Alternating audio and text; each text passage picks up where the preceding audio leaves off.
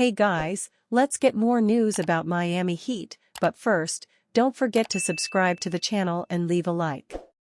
Jimmy Butler makes bold admission on Warriors after 26-point loss.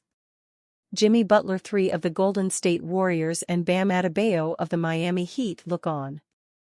A passive Jimmy Butler showed up in his highly anticipated return in Miami as the Stephen Curry-less Golden State Warriors fell in an embarrassing 112-86 loss to the Heat.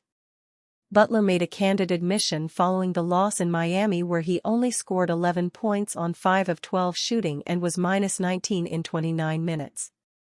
"We definitely need 30 back," Butler told reporters. "But we want him to be right. We're still expected to win. We got to put out a better effort than we have the last 2 games. If he's back, I think it'll be different." Curry joined the Warriors in Miami but did not play even after he was upgraded to questionable. Golden State coach Steve Kerr said they did not want to throw caution in the wind despite Curry looking good in the team's practice. "He wasn't quite there, we just can't risk it," Kerr told reporters. "He worked out yesterday and he looked good, but at the very end of the workout, one movement that he made that didn't quite feel right." Curry's absence took another toll on the Warriors, who struggled offensively against the Heat. Their 88 points was their lowest since scoring 85 in a 30-point beating at the hands of the defending champion Boston Celtics on January 20. Butler was supposed to cushion the impact of Curry's absence, but he wasn't ready to face his former team.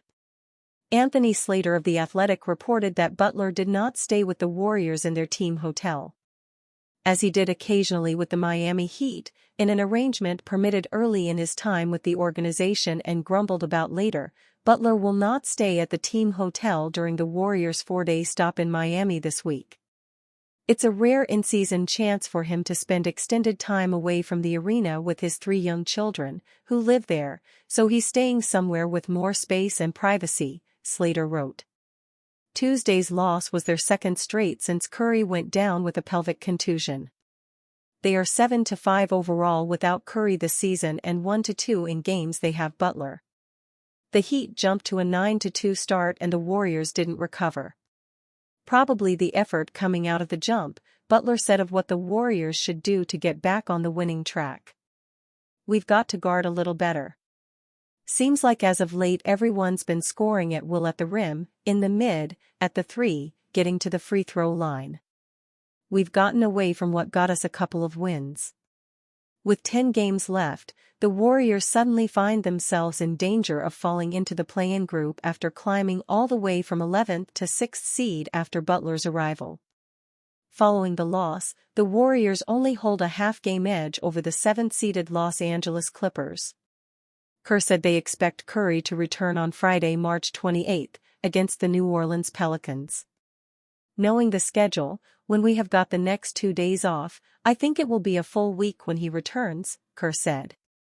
The 37-year-old Curry is averaging 24.2 points, 6.0 assists and 4.4 rebounds this season while shooting 39.4% from the three-point line. Why Marks was embarrassed by Heat fans cheering Butler in return. The vast majority of Heat fans gave Warriors forward Jimmy Butler a warm welcome back in his return to Miami on Tuesday night, something that didn't sit right with ESPN's Bobby Marks. "I was embarrassed last night," Marks said Wednesday morning on Get Up. "I was embarrassed watching that and looking at what the Heat fans did. To give a man who quit on you, he quit on them in the middle of the year because he didn't get paid by the Miami Heat. I know he took you to 2 NBA finals and everything, he did great for you, but to give that man a standing ovation, even if it was 50% of that, that bothered me dearly." The Heat paid homage to their former star with a tribute video before he was introduced as a Warrior for the first time since the February 5 blockbuster trade that shipped him from South Beach to Golden State to join forces with Steph Curry and Draymond Green. This, of course, came weeks after tensions rose between Butler and the Heat organization, specifically with team president Pat Riley. After the 40-second video montage played on the Jumbotron inside Kaseya Center, Butler officially was introduced as fans rose to their feet with a mixture of cheers and boos. Butler, who had made it clear there was no love lost for the fans and the city despite his relationship with Riley turning sour, embraced the crowd right back. While the video tribute had been in the works for a while, per multiple reports, the reception by the crowd stunned Marks. "I would have done the video tribute, I still would have done that if I was the Heat organization," Marks said. Steve Kerr said it afterward, he was like, "It's almost like fair-weathered fans who are like, oh, it's okay. Yeah, I quit on you in the middle of the year."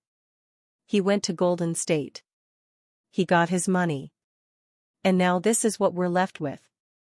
And before tonight, the reality was the Miami Heat were a nondescript, vanilla team with no identity. And you saw Jimmy Butler finally bring out the identity, whether that be with Bam Adebayo and Kel'el Ware. Two bigs. The ability to shoot the ball. They couldn't make a basket in their last 10 games. And that just kind of hurt me last night. In the end, the Heat got the win in what long was expected to be an emotional night. Maybe now, everyone, including Marks, can move on. LeBron James slaps Cavs with harsh reality about Heat decision. Los Angeles Lakers All-Star LeBron James reflected on his decision to leave the Cleveland Cavs to pursue a championship with the Miami Heat in a recent interview. While James has had his eyes on the Cavs this season, he reflected on his younger days in Cleveland.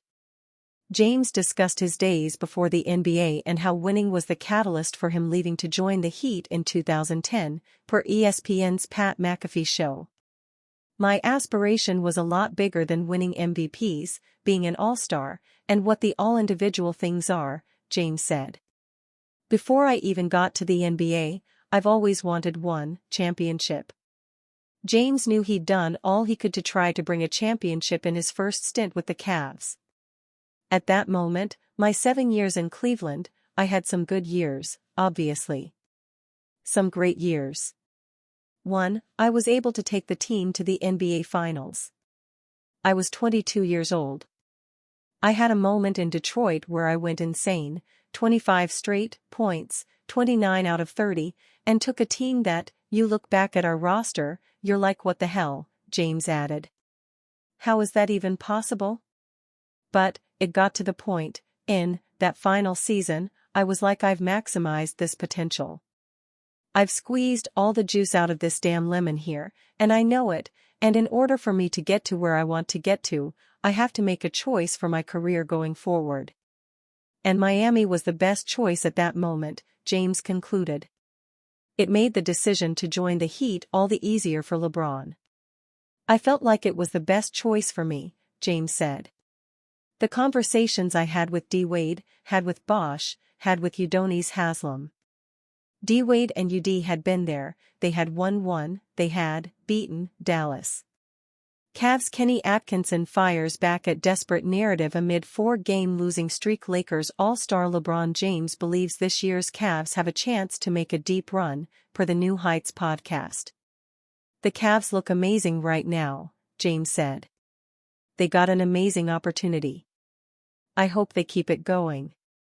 They got an opportunity to do something special. I'm glad I was able to put on first, set the trend, and hopefully, we keep it going.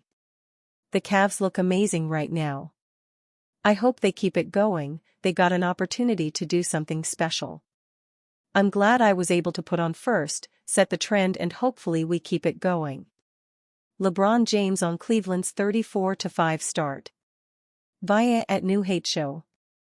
And you fan? What do you think about LeBron James' situation? Write to us in the comments.